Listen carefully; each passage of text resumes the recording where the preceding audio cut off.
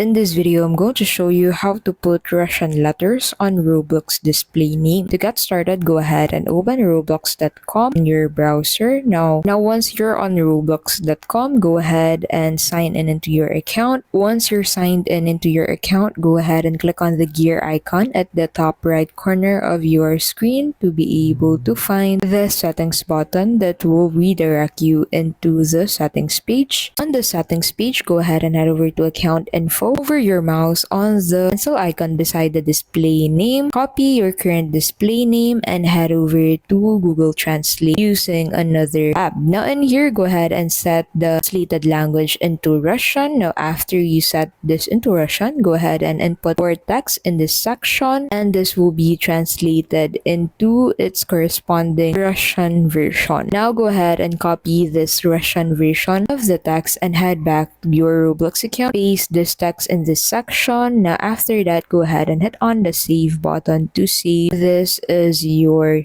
display name on Roblox. Take note that your display name can only be changed once every 7 days, so make sure that you're certain with the display name that you've picked and translated. And that is how you can simply put Russian letters on Roblox display. Thank you for watching, and we'll see you in the next video.